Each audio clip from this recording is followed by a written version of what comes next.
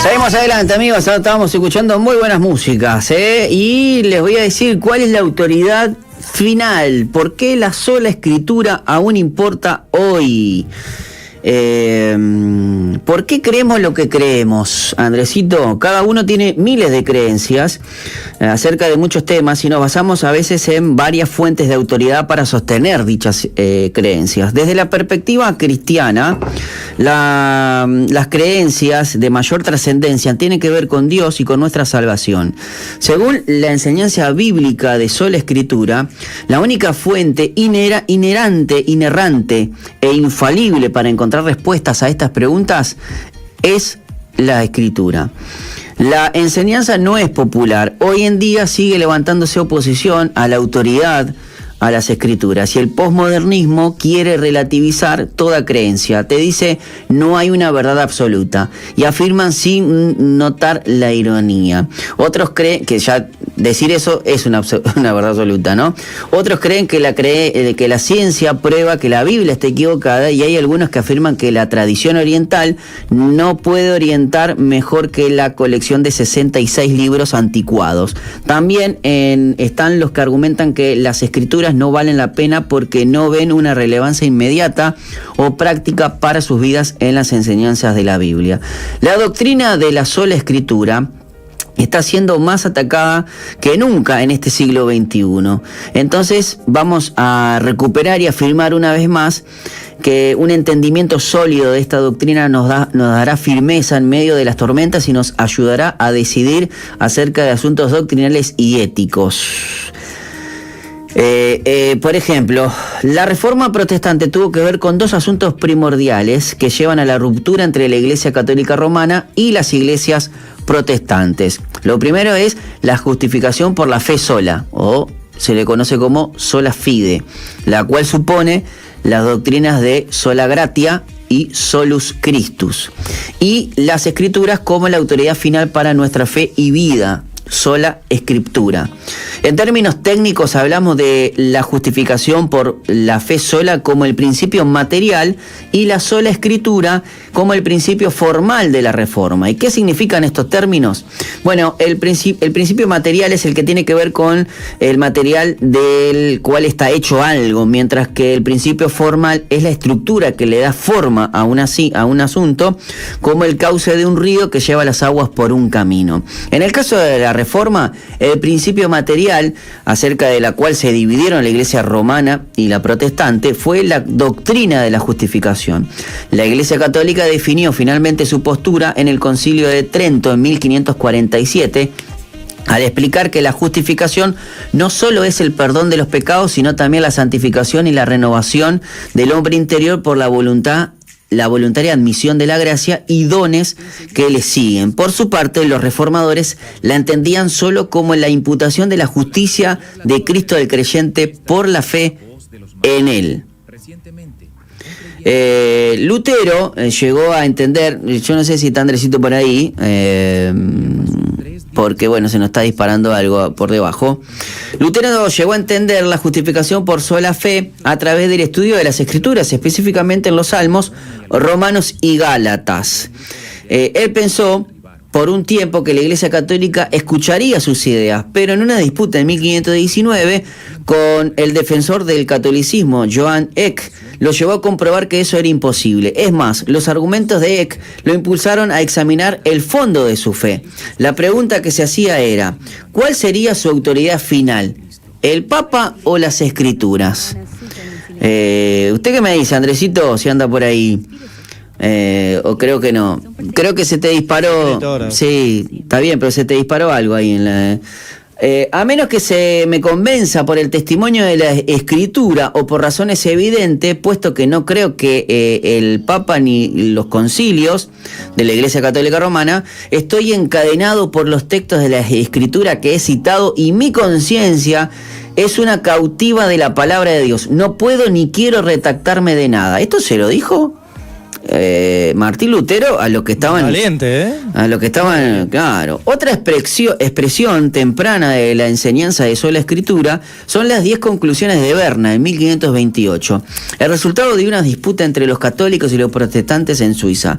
La segunda conclusión sintetiza bien esta doctrina. Dice lo siguiente: la Iglesia de Cristo no formula ninguna ley ni mandamiento aparte de la palabra de Dios.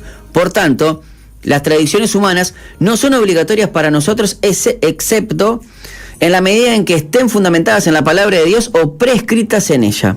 De esa manera podemos concluir que la sola escritura enseña que la única autoridad infalible hoy en día son las escrituras. Por lo tanto, toda enseñanza y práctica debe ser evaluada a la luz de la palabra de Dios, y si en algo se desvía de esa autoridad, se debe rechazar.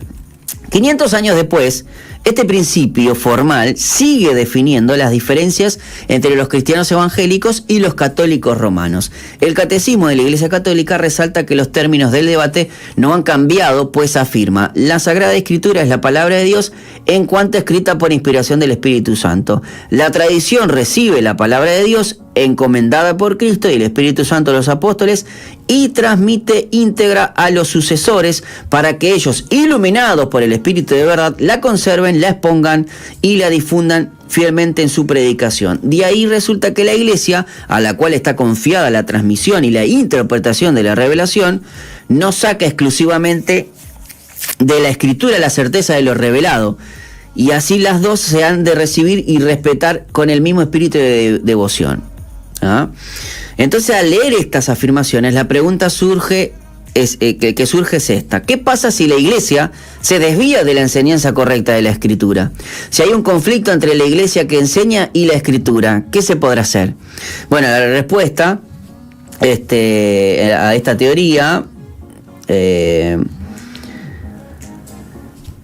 y la interpretación de la Iglesia Católica tiene la misma autoridad. En la práctica, una de las dos fuentes tiende a predominar. Como explica el teólogo Hermann Banckick, la Iglesia, según lo que hoy en día es la doctrina católica universalmente aceptada, es temporal y lógicamente anterior a la Escritura. De esa manera, el catolicismo romano, la tradición y los dogmas humanos terminan imponiéndose sobre la Biblia.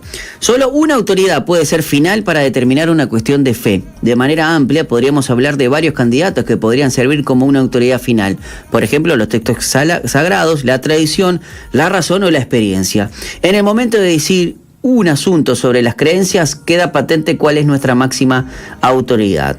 Si un católico dice: yo sé que la Iglesia Católica Romana enseña la doctrina X, pero yo no estoy de acuerdo porque me parece que tiene más sentido la doctrina Y, se ve claramente que la razón es su máxima autoridad. De igual manera, si un cristiano evangélico dice: la Biblia enseña que habrá un castigo eterno para los no creyentes, pero yo tuve un sueño en donde Dios me indicó que no es así, revela que su comentario, su máxima autoridad es la experiencia en vez de la Escritura. No sé si nos vamos entendiendo. El fundamento bíblico es este. Desde la Reforma Protestante, una pregunta debatida entre católicos y... para un poquito. Entre los católicos y los protestantes han sido si las escrituras enseñan la doctrina de sola escritura. La respuesta es un rotundo sí. Esta enseñanza es constante a lo largo de la escritura y les voy a mostrar algunos pasajes que lo demuestran. Por ejemplo, el de Salmo 119, 9, 11. ¿Cómo puede el joven guardar puro su camino, guardando tu palabra? Y con todo mi corazón te he buscado, no dejes que me desvíe de tus mandamientos. En mi corazón he atesorado tu palabra para no pecar contra mí. Todo el Salmo 19 resalta de la importancia central de las Escrituras, y el salmista toma la palabra de Dios como máxima autoridad para vivir de una manera que agrada a Dios. Durante todo el Salmo, su autor anhela conocer los estatutos y andar así en la verdad.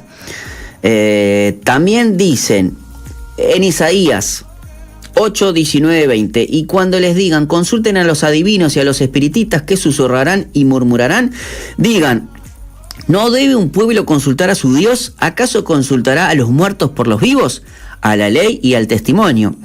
Si ellos no hablen conforme a esta palabra, es porque no hay para ellos amanecer. Esto significa que cualquier afirmación o experiencia, incluso la que parecen ser sobrenaturales, deben ser filtradas por la ley y el testimonio escrito.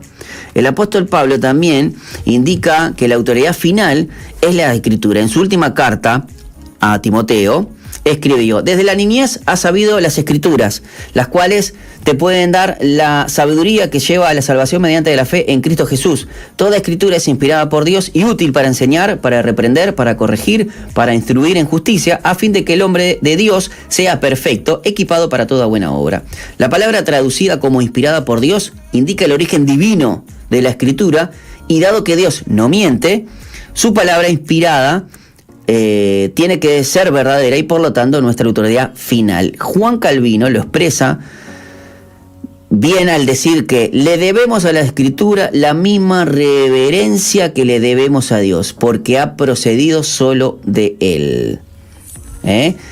Les invito a seguir este artículo que está muy bueno, de coaliciónporelevangelio.org. Se lo vamos a dejar en los comentarios. Sí, se lo vamos a dejar en la descripción de este video que vamos a estar subiendo a nuestro canal de YouTube. ¿Cuál es tu autoridad final?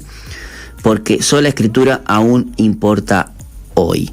Andresito, nos vamos a ir a la pausa, luego se viene el contenido de Vite, la canción del día y Estación de Fe. Nosotros en vivo nos reencontramos el día de mañana. Muchas gracias por estar ahí junto con nosotros. Mañana a 14 horas volvemos con Falta Uno en vivo. Quédense, que todavía queda mucha esperanza para Montevideo.